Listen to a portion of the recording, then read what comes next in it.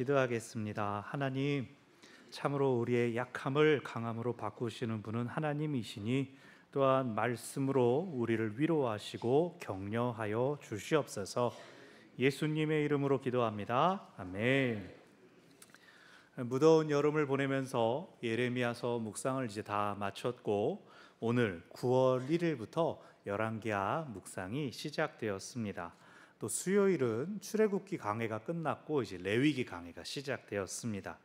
여름은 날씨 때문에 휴가 때문에 여러 가지 이유들이 있었지만 요즘 새벽에 나와 보셨습니까? 참 선선하고 좋습니다. 다니기가 좋습니다. 물론 이른 시간에 이제 출근 때문에 서두르시는 분들도 계시겠지만 기도하기 참 좋은 계절입니다. 풍성한 이 결실의 계절 가을과 함께 기도에 힘쓰고 모이기를 힘쓰는 우리 모두가 되시기를 바랍니다. 아멘. 열왕기는 이스라엘의 왕조실록이라고 할 수가 있습니다. 일반적인 분류로는 역사서에 속하지만 유대인의 전통적인 구약성경의 구분은 모세오경, 선지서, 성문서 세 개로 구분할 때는 선지서에 포함됩니다. 이스라엘이 인간의 기준으로는 왕이 세워진 왕국이었어도 왕국이 세워지기 전부터 이스라엘은 하나님의 나라, 하나님의 백성이었기 때문에 왕국 시대에도 하나님의 관심은 계속되었고, 그래서 선지서라고 하는 유대교의 분류처럼 이 열왕기 안에서 여러 선지자들의 활동이 발견됩니다. 그중 오늘 우리가 살펴볼 열왕기하에서는 구약의 가장 위대한 선지자 모세와 더불어 가장 위대했던 엘리야가 등장합니다. 엘리야는 어떤 정치적이나 경제적인 배경이 없이도 가장 악한 왕 중에 한 명이었던 아합, 그리고 아합의 아내 이세벨과 맞서 싸웠고 하나님의 도우심으로 승리했습니다. 그러나 패배한 이후에도 왕과 왕비의 악행은 여전했고 아합 왕이 죽은 뒤에도 북이스라엘은 여전히 죄에 머물러 있었습니다. 이 상황에서도 엘리야는 계속해서 이스라엘을 향한 하나님의 말씀을 선포합니다. 오늘 우리에게 주시는 말씀을 통하여 우리를 참된 겸손과 순종의 길로 인도하시는 하나님을 만나시기를 바랍니다. 아멘. 엘리야는 참 신비한 인물입니다. 엘리야가 처음 등장하는 열왕기상 17장 1절에서도 그의 아버지가 어디다, 누구다, 출신, 그에게 뭐가 있었다라는 거 하나도 없이 그냥 디셉 사람 엘리야, 여호와에게, 디셉 사람 엘리야에게 여호와의 말씀이 임하니라 이러고 맙니다. 그럼 디셉이 어디냐? 디셉이라는 동네 이름일까? 납달리 지방에 속해 있는 티스베라고 하는 도시가 아마 디셉이 아니냐라고 보는 견해도 있지만, 또 재밌는 건 디셉 사람이라는 뜻에는 외지인, 이방인이라는 뜻도 있다는 겁니다. 그러니까 디셉 사람 엘리야라고 하면 그의 출신이 시골 출신이다라고 하는 것을 뜻하기도 하지만, 동족이면서도 이방인처럼 부르는, 우리식으로 말하면 촌놈, 별종, 괴짜 이런 식의 이름들이 엘리야를 지칭하는 별명과도 같았다는 거죠. 그래서 그 출신 지역을 부르는 디셉 사람이라는 말조차 아주 독특한 별명처럼 여겨질 정도로 엘리야에 대해서는 어떤 정보들이 나타나지 않습니다. 그러나 우리가 잘 아는 바 그런 사람일지라도 하나님의 일에 크게 쓰임을 받지 않습니까? 중요한 것은 그가 무엇을 가지고 있느냐, 그가 어디 출신이냐, 그런 것이 아닙니다. 한 사람을 평가하는 것은 그가 무엇을 했느냐는 것입니다. 엘리야는 오히려 가진 것이 없기 때문에, 잃을 것이 없기 때문에 담대히 아합 왕 앞에 설 수가 있었습니다. 그것도 역사의 길이 남을 아주 못된 왕이었습니다. 잘 알려진 승리는 바알과 아세라를 섬기는 선지자 850명과 혼자 상대해서 이긴 것입니다. 기도를 들으시는 하나님께서, 오직 하나님께서 유일한 세상의 주인이시라고 믿고 고백하는 그 엘리야를 의롭다고 인정하시고 그의 기도를 들어주셨습니다. 그러므로 사랑하는 여러분, 우리가 세상을 살면서 나는 왜 이렇게 가진 것이 없나, 나는 왜 이렇게 보잘것없는가, 나는 왜 남들보다 못하는가 하는 생각이 떠오를 때에 하나님 앞에선 그것이 아무 상관없음을 기억하시기 바랍니다. 하나님은 우리의 중심을 보시는 분이시기 때문입니다. 하나님, 나는 돈이 없습니다. 하나님, 나는 똑똑하지도 않습니다. 하나님, 나는 힘이 강하지도 않습니다. 그럼에도 내가 하나님의 일을 하기 원합니다. 그것이 우리의 기도와 간구가 되기를 바랍니다. 우리의 중심을 보시는 하나님께서 연약한 우리를 통해 더 크고 더 놀라운 일을 행하실 것입니다. 아멘. 오늘 그런 점에서 성가대 찬양이 기가 막혔습니다. 제가 좋아하는 찬양이기도 한데 저 전혀 이거 생각 안 하고 설교 온 거 쓴 거예요. 주 은혜가 내게 족하네. 아멘. 아합 왕은 종교적으로 성경에선 악한 왕으로 평가받지만 세상적인 기준에서 보는 평가는 완전히 다릅니다. 그가 얼마나 강하고 용맹한 왕이었는지 아수르의 살마네셀 3세 때 기록된 석비에 그 북이스라엘의 아합 왕의 이름이 남겨져 있을 정도입니다. 강한 나라들에 굴복하지 않고 맞서 싸웠을 뿐만 아니라 북이스라엘을 둘러싼 나라들로부터는 조공을 받는 또 강한 이 나라를 이루었습니다. 또 활발한 외교와 무역으로 힘만 센 게 아니라 또 부강하게 했습니다. 오히려 그런 왕이었기 때문에 성경은 그의 잘못과 악행을 더 부각시킵니다. 세상에서 잘 되고 성공하는 것만이 능사가 아니라는 겁니다. 엘리야 때 심한 가뭄이 들었습니다. 그것을 보여주는 겁니다. 나라가 부강하고 세상에 두려워할 것 없는 것처럼 보였지만 천지의 주인이신 비를 그치실 때에는 그도 할 수 있는 게 없다는 것을 깨달으라 하셨습니다. 그러나 그래도 아합은 끝내 하나님께 돌아오지 않았습니다.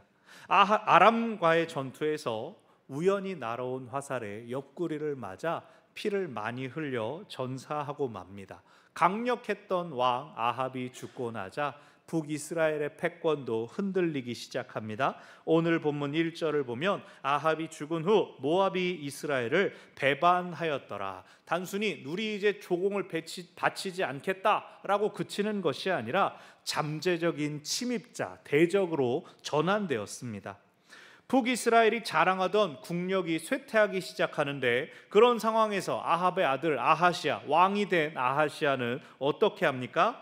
2절을 보니까 다락에서 추락하는 사고를 겪습니다. 여기 말하는 다락은 우리가 지붕 밑에 공간이 남아서 짐을 넣어놓는 창고가 아니라 아래층과 구별되는 위에층을 말합니다. 남들보다 높은 위치, 남들을 내려다보는 자리라는 뜻입니다. 거기에서 왕이 추락했습니다. 장차 북이스라엘이 어떤 일을 당할지를 보여주는 예표라고 할 수가 있습니다.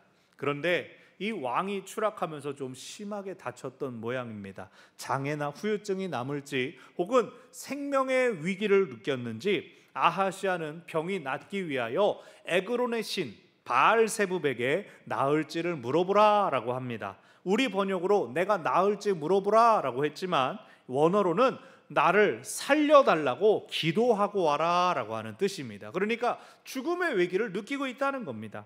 바알세붑, 히브리어로는 바알제붑이라고 하며 신약에서는 바알세불이라고 나옵니다. 예수님이 병을 고치자 네가 귀신의 왕 바알세불의 힘을 빌렸구나 라고 사람들이 비난하죠. 이 바알세붑의 원산지는 블레셋의 도시인 에그론입니다. 그곳의 우상입니다. 앞날을 예언하는 능력이 있었다라고 믿어지기도 했습니다. 이 바알, 제붑, 바알은 주인이라는 뜻이고 제붑은 팔이라는 뜻입니다. 치유의 능력이 있었다고 믿어졌습니다. 사람이 상처가 나서 피가 났다가 그 피가 그치게 되면 하나님이 우리에게 주신 자연 치유 능력이 나타나지 않습니까? 진물이 나면서 처음에는 그러는데 그 진물이 굳어지면서 딱지가 않고 속에서부터 낫지 않습니까? 그런데 진물이 나면 그 달달한 피 향기에 파리들이 꼬이게 됩니다. 근데 이 사람들이 옛날 사람들이 가만히 보니까 파리가 앉았다가 지나가면 딱지가 생기고 상처가 났잖아. 파리가 치유의 힘이 있는가 보다 이렇게 믿었다는 겁니다. 근데 이 파리가 꼭 피 흘린 데만 모이는 게 아니지 않습니까? 파리가 어디에 모입니까? 응가에 모이지 않습니까? 그래서 파리의 신이면서 이 바알세붑은 파리의 신이자 오물의 신이었습니다. 똥오줌의 신이었습니다. 얼마나 이 참 그렇습니까? 여호와 하나님이 뭐가 부족해가지고 그걸 믿겠다고 사람들이 현혹이 될까요? 왜 하필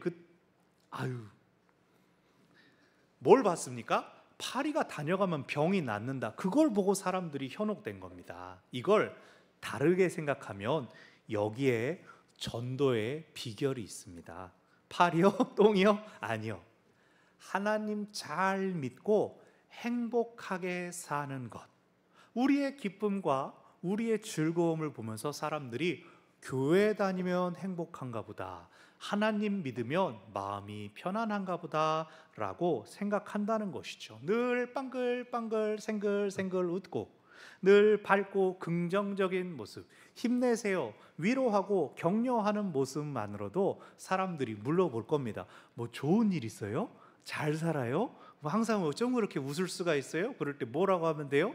그냥 그런 거 없어요. 난 그냥 교회 다니면서 목사님이 웃으라 그래서 계속 그냥 웃고 살았더니 계속 좋은 일이 생기는 것 같아요. 그러니 당신도 한번 웃어보세요. 당신도 한번 좋은 일이 오나 안 오나 한번 빵글빵글 웃어보세요. 자, 옆 사람 한번 얼굴 보세요. 자, 옆에 한번 돌아보세요.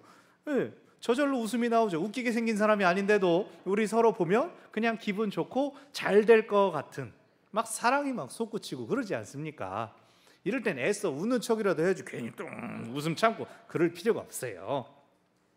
옆에 수영장 다니지 않습니까? 사람들이 저를 막 칭찬을 한다고요. 아, 목사님이라 그런지 항상 웃고 있고 인상이 참 좋으십니다. 그래서 인상이 이래서 목사가 된 겁니다. 이제 거꾸로 말을 하죠. 하나님이 요일하라고 이렇게 세우신 게 저는 딱 맞게 생긴 것 같아요 라고 이야기하면은 맞다 그러면서 영문도 모르고 막 칭찬을 하죠.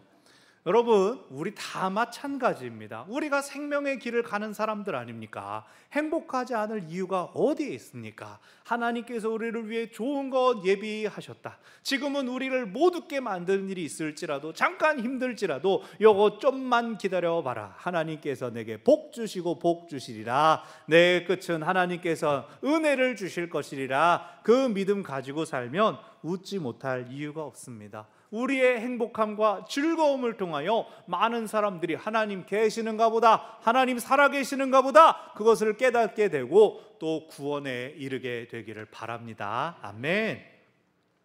자, 아하시아가 바알세붑에게 살려달라고 사람을 보냈습니다. 근데 그때 하나님께서 엘리야를 부르셨습니다. 왕의 사자들에게 이 말을 전하라. 근데 3절 끝에서 뭐라고 하십니까? 이스라엘에 하나님이 없어서 에그론의 신 바알세붑에게 물어보러 가느냐? 여러분, 이 말에서 하나님의 어떤 마음, 어떤 감정이 느껴집니까? 처음엔 한심함이 느껴집니다. 그 다음엔 안타까움이 느껴집니다. 그 다음엔 슬픔이 느껴집니다. 하나님이 꽁꽁 숨어 계셨습니까? 불과 몇 해 전에 그 땅에 기근이 있었고 다시 비를 내려주셨습니다. 850대 1로 싸워서 하나님이 승리를 주셨습니다. 그런데 하나님이 없습니까? 에그론, 블레셋 도시입니다. 북이스라엘에서 저 반쪽으로 내려가야 됩니다. 팔레스타인 지방 절반을 거쳐 내려가서 거기서 우상에게 똥신한테 나을지 안 나을지 물어보고 오라고 하니 하나님 보시기에 얼마나 답답합니까? 4절에서 하나님께서 이렇게 말해라. 네가 올라간 침상에서 내려오지 못할 것이다. 그 침상에 누워있는 채로 그냥 위에 하얀 천 딱 덮고 다음 장례식 들어갈 거다. 너무나 두려운 말씀입니다. 우상에게 나를 살려주십시오 라고 물어보는 그 사절을 향하여 하나님이 갈 필요 없어, 죽을 테니까, 그 두려운 예언을 하신 겁니다. 이 말을 들은 사자들이 에그론으로 내려가지 않고 다시 왕궁으로 돌아갔습니다. 아하시아 왕을 만나 이런 사정들을 낱낱이 고합니다. 7절, 누가 그런 말을 하더냐? 그 하나님의 사람이 누구냐? 8절에서 그 사람은 털이 많은 사람이었습니다. 정말 털이 많았는가? 아마 털 옷을 입은 사람이 아니었을까? 그리고 허리에는 가죽띠를 두르고 있었습니다 라고 소개합니다. 당시 사람들은 천으로 된 옷을 두르고 천으로 된 이 띠를 둘렀기 때문에 가죽옷, 가죽띠를 입었습니다 라고 하면 당시 되게 튀었다는 뜻이죠. 아주 야생적인 사람이었습니다 라고 하는 뜻입니다. 그런데 이 외모 설명만 듣고 그거 엘리야네 딱 맞춰버립니다. 털옷에 가죽띠? 그건 디셉 사람 엘리야다. 한 번에 알아맞춥니다. 그러니 이 아하시아가 하나님을 몰랐습니까? 하나님의 사람을 몰랐습니까? 다 알면서도 우상을 쫓아갔다는 겁니다. 그럼 이어지는 왕의 반응은 무엇이어야 됩니까? 하나님께서 말씀하셨다고? 엘리야가 아직 있었다고? 그럼 하나님께 회개하며 생명의 주인이시오 나를 용서해 주시고 나를 살려주십시오 그래야 되는 거 아닙니까? 하나님한테 빌어봐야 되는 거 아닙니까? 하나님께서 사절들한테 야 너네 돌아가면 시체 볼 거야 이렇게 하지 않으셨습니다. 너네가 돌아가서 왕에게 못 나올 겁니다 말을 전해라 라고 하신 것은 시간을 주신 거예요. 어떻게 할지 반응할 기회를 주신 거예요. 근데 왕이 그것을 깨닫지 않고 도리어 엘리야에게 50부장과 군사 50명을 보냅니다. 회개할 테니까 엘리야를 잘 모셔와라 했을까요? 9절 끝에 보니까 이 50부장이 엘리야를 만나서 말합니다. 하나님의 사람이여 왕의 말씀이 내려오라 하셨나이다. 이게 지금 모시러 가는 사람의 말일까요? 왕의 말 회개하겠다고 기도해달라고 당신을 부릅니다 이게 아닙니다. 왕이 오라고 하셨습니다 라고 하고 있습니다. 이 군인들이 회개를 하러 간 게 아니라 엘리야를 회개시키려고 하는 것 같습니다. 왕이 지금 당신을 보겠다고 했으니 빨리 내려오셔. 근데 엘리야가 내려가지 않습니다. 10절을 보니까 네가 나를 하나님의 사람이라고 말하는구나. 내가 하나님의 사람이면 하늘에서 불이 내려와서 너희를 살을 것이다.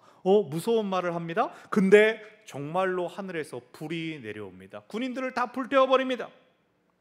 엘리야의 사역에서는 불이 굉장히 중요한 역할들을 하는 걸 알 수가 있습니다. 앞서 바알과 아스라엘 선지자들 대결할 때도 제단 위에 제물을 올려놓고 불을 내려주십시오 라고 기도했습니다. 하나님께서 불로 응답하여 주셨죠. 엘리야가 호렙산으로 도망하여 갔을 때에 큰 지진을 만나고 또 불이 막 일어나는 것을 봅니다. 물론 하나님은 그 다음에 세미한 소리 가운데 계셨지만 엘리야는 계속해서 불을 봅니다. 여기에서도 9절 10절뿐 아니라 이어지는 11절 12절에 또 두 번이나 그렇게 불이 내려와서 엘리야를 잡아가려는 병사들을 불태워버렸습니다. 그리고 엘리야의 마지막에는 불말과 불수레를 타고 하늘로 승천하여 올라갑니다. 계속 불이 나오는 걸 볼 때 엘리야는 아마도 불 같은 사람이 아니었을까, 그 성정이 불처럼 막 타오르는 사람이 아니었을까 생각됩니다. 여러분 어떤 느낌인지 아시죠? 신약에서도 불 같은 사람 하나 있었습니다. 누구게요? 베드로가 그랬죠. 예수님의 수지자인 베드로가 예수님 막 무조건 막 칼 뽑아가지고 막 휘둘러대고 그러지 않았습니까? 근데 그 베드로도 베드로후서 3장 7절을 보면 하나님께서 나중에 세상을 불로 심판하신다라고 한다는 거예요. 자기 같은 걸 떠올리는 거죠. 그러니까 자기가 익숙한 걸 따라가는 겁니다. 우리도 반복적으로 떠오르는 것들, 내가 무엇 같구나라고 말해지는 그 모든 것들, 내 마음이 쏠리는 것들, 그것을 통해서 하나님을 만날 수 있다는 거예요. 교회 안에도 보면은 찬송을 중요시하시고 좋아하시는 성가대가 있죠. 또 우리 봉사부처럼 남을 잘 먹이는 것, 그 섬김을 중요시하시는 분들이 있습니다. 오늘 아침에도 우리 남성교회 수고하셨지만 몸으로 섬기고 봉사하면서 하나님의 집을 섬기리라 하는 분들이 있습니다. 그런데 그 마음이 이끌리는 곳, 그곳에 하나님께서 일하시는 것을 보게 되고 알게 되고 만나게 된다는 것입니다. 그래서 나는 기도도 잘 못하고 나는 성경도 오래 앉아 읽지 못하는데 어떻게 하나님을 만나나요? 걱정할 필요가 없다는 거예요. 내 마음이 끌리는 그곳에서 내게 익숙한 것을 통해서 하나님은 나를 만나 주시고 하나님은 나에게 은혜를 베풀어 주신다는 것입니다. 아멘. 오늘 본문에서 왕이 보낸 군인이 하나님의 사람이요 라고 했을 때 엘리야는 두 가지를 말합니다. 첫 번째, 하나님께서 가라고 하지 않으시면 나는 가지 않는다. 네가 나를 하나님의 사람이라고 하지 않느냐. 나는 하나님을 따른다. 네가 왕을 섬기는 군인이듯 나를 부르는 왕의 말보다 나는 하나님의 말씀을 듣겠다. 두 번째, 네가 나를 하나님의 사람으로 여기냐? 그럼 하나님이 내 말을 들어주실 것이다. 나를 지키시기 위하여 불을 내리실 것이다. 나를 보호하시기 위하여. 그렇게 말했습니다. 근데 진짜 엘리야의 기분은 어땠을까요? 산 꼭대기에서 불이 내리겨라 이렇게 말하고 있었을까요? 오늘 본문 다음에 13절에서 세 번째로 50부장이 올라옵니다. 왕이 계속 시키는 거예요. 똑같은 일을 계속 시키는 거예요. 근데 세 번째 50부장은 공손하게 부탁합니다. 하나님의 사람이여 같이 가시지요. 그럴 때 15절에서 하나님의 사자가 엘리야에게 말합니다. 두려워하지 말고 함께 가라. 이 앞에까지 엘리야가 두려워하고 있었다는 거예요. 엘리야가 산 꼭대기에 있었던 이유는 잡히지 않으려고 높은 데 올라가 있으니까 군사들이 올라가서 끌어내릴 수가 없어서 내려오소서라고 말을 했다는 거죠. 아합 왕 앞에서 담대하게 하나님 신앙을 드러내고 증거했던 그 엘리야가 하나님의 말씀을 아하시아에게 너는 죽을 것이다 하는 그 말씀도 전달했지만 정작 군인들이 자기를 잡으러 왔을 때는 두려워하였다는 겁니다. 하나님 저를 도와주십시오라고 했다는 겁니다. 그래서 이 엘리야가 왕의 말을 두려워했다. 그런데 더 두려워한 건 무엇이냐? 정말로 두려운 분, 정말로 두려워해야 되는 분은 하나님이시다. 그래서 나는 하나님의 말씀을 지킬 거야 라고 했다는 겁니다. 하나님께서 가라 하시기 전까지는 꼼짝도 않기로 했습니다. 그랬을 때 하나님께서 그 순종의 사람, 그 믿음의 사람을 불로 지켜 주셨던 것입니다. 이제 두려움은 그를 잡으러 보냄을 받은 군인들의 것이 됐습니다. 이 두 번째, 세 번째 보낼 때 다 불타버렸는데요. 100명이 다 통구이가 됐는데 나보고 또 가라고요? 그 생각 들었을 겁니다. 그래서 세 번째 50부장은 이렇게 말했습니다. 우리를 불쌍히 여겨 주십시오. 우리의 생명을 귀하게 여겨 주십시오라고 이야기를 합니다. 그랬을 때 하나님께서 엘리야한테 두려워하지 말고 함께 가라 하셨고, 이 50부장도 깨달았는데 여전히 깨닫지 못하고 회개하지 않는 아하시아 왕 앞에서 하나님의 심판을 직접 담대하게 외쳤습니다. 아하시아는 하나님의 말씀대로 세상을 떠납니다. 왕위에 오른 지 2년 만에 세상을 떠났습니다. 이것이 엘리야의 마지막 사명이었고, 이후에 엘리야는 후계로 엘리사를 세운 뒤에 하늘로 승천했습니다. 오늘 말씀이 우리에게 주는 교훈은 무엇입니까? 사랑하는 여러분, 우리는 오늘 하나님의 말씀을 듣기 위하여 이곳에 모였습니다. 부족한 종을 통하여 우리 모두에게 또 각 개인에게 주시는 하나님의 말씀을 듣기 위하여 예배 자리에 나왔습니다. 오늘 예배를 통하여, 말씀을 통하여 하나님께서 주시는 은혜가 풍성하기를 바랍니다. 아멘. 은혜와 도전의 말씀을 받고 이제 한 주 동안 열심히 살라고 보냄을 받는 그 자리에서 하나님께 충성하며 감사하며 하나님과 동행하며 열심히 살기를 바라는데 그게 쉽지가 않죠. 그게 쉽지가 않습니다. 예배 초반에 드리는 참회의 기도 시간에 침묵으로 기도하기 전에 공동 참회의 기도를 제가 드릴 때 제 개인의 고백도 한 절반 정도는 계속 들어갑니다. 하나님의 뜻을 알면서도 거부하고 내 뜻, 내 생각, 내 말을 앞세우고 내 감정대로 행했던 때가 있습니다. 말씀에 순종해야 되는데 다른 말에 내 마음이 흔들릴 때가 있습니다. 왜 그렇습니까? 하나님의 말씀보다 사람의 말이 내게 더 이로울 것 같아서, 또는 하나님의 말씀이 나를 지치고 상하게 만들까 봐 그렇습니다. 우리는 순종에 대한 두려움이 있습니다. 하나님의 말씀대로 살려면 이 세상에서 손해볼 것 각오해야 된다. 하나님은 언제나 세상의 방식과 다른 방식으로 우리를 이끄셔서 결국 우리에게 순교하라 하실 거다. 우리 자녀들이 하나님의 복을 받으면 됐지 하나님께 쓰임을 받는 건 싫다. 어떠세요? 근데 사실 이건 하나님에 대한 오해이죠. 하나님이 우리를 너무 사랑하고 너무 보고 싶어서 야, 안 되겠다, 너 좀 빨리 와라, 이렇게 빨리 데려가는 분이 아닙니다. 하나님은 우리가 지난 시간에 묵상했던 예레미야 29장 11절은 이렇게 말합니다. 너희를 향한 나의 생각을 내가 아나니 평안이요 재앙이 아니니라. 너희에게 미래와 희망을 주는 것이니라. 하나님께서 우리를 빨리 데려가시려면, 너네 이 땅에서 고생 그만해라, 빨리 취하시려면 우리에게 미래와 희망을 주시겠냐고요. 우리가 순종하면 어려워질까 봐, 고난당하고 빨리 죽을까 봐 두려워하는 것, 그건 하나님의 생각, 하나님의 계획이 아닙니다. 하나님이 원하시는 것은 우리가 순종함으로 평안을 누리는 것입니다.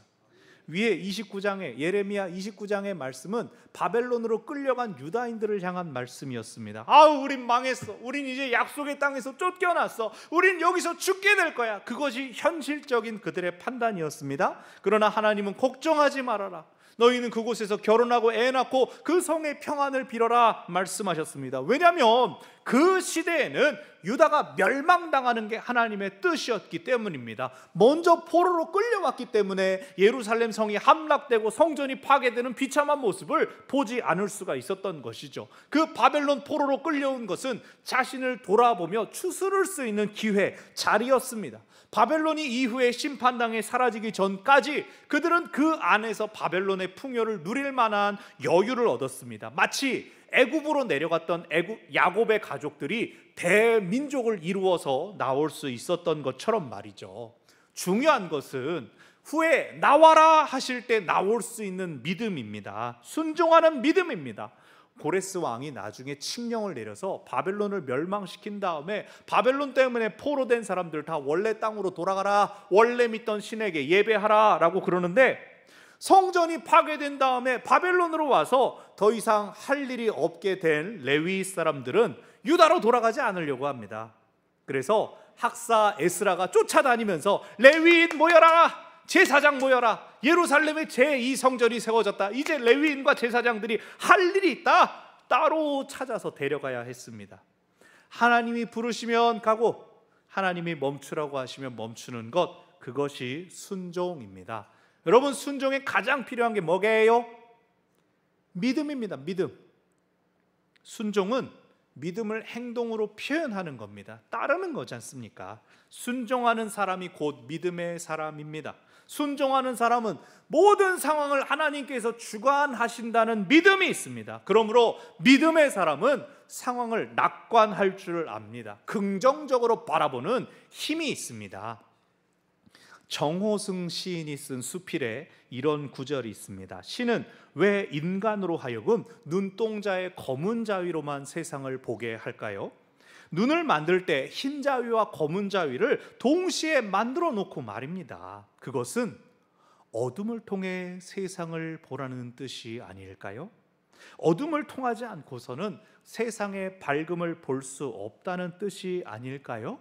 별은 밝은 대낮에도 하늘에 떠 있습니다. 하지만 어둠이 없기 때문에 그 별을 바라볼 수가 없습니다. 우리는 오직 어두운 밤에만 그 별을 바라볼 수 있습니다. 이 수필의 제목은 별을 보려면 꼭 어둠이 필요하다입니다. 우리 삶에 어둠이 있기 때문에 빛을 볼 수 있습니다. 별이 있음을 알기에 우리가 소망을 품을 수 있습니다. 별의 시간이 지나가면 다시 꽃이 피어나고 우리도 새 날을 맞이하리라, 우리가 알고 있지 않습니까? 사랑하는 여러분, 순종하든 순종하지 아니하든 우리가 사는 이 삶은 어차피 불안이 있습니다. 예측할 수 없는 일들이 우리에게 닥쳐오게 됩니다. 모든 사람들이 똑같이 두려워하고 염려하고 근심하며 살아간다면 차라리 하나님을 믿고 의지하며 순종하며 살아가는 것이 똑같이 두려운 세상에서 훨씬 남는 장사 아닙니까? 이거 하나님이 주시는 거다. 우리 안에 믿음의 고백들을 할 수 있지 않겠습니까? 순종하는 사람들에게는 하나님의 약속이 있습니다. 세상 끝날까지 너희와 항상 함께 있으리라. 아멘. 그 약속의 말씀이 있기에 우리는 어둠 속에서도 별을 보며 아침을 기다립니다. 누가 어떤 말을 하더라도 하나님의 말씀은 변하지 않고 흔들리지 않으며 반드시 이루어집니다. 하나님은 우리에게 새 날을 허락하여 주실 것입니다. 아멘. 말씀을 정리합니다. 9월 새로운 달, 새로운 계절입니다. 이번 여름이 유난히 무더웠기에 이 가을의 선선함과 청량함이 더욱 반갑습니다. 이 시원함이 또 언제 갑자기 추위로 바뀔지 두렵지만 어느 때, 어느 순간, 어떤 문제에 처하더라도 우리가 하나님의 말씀을 붙잡고 지킨다면 하나님은 우리를 지키고 보호하실 것입니다. 오늘 우리에게 들려주는 약속의 말씀을 기억하십시오. 말씀을 따라 순종하는 우리에게 하나님께서 함께 하십니다. 아멘. 기도하겠습니다.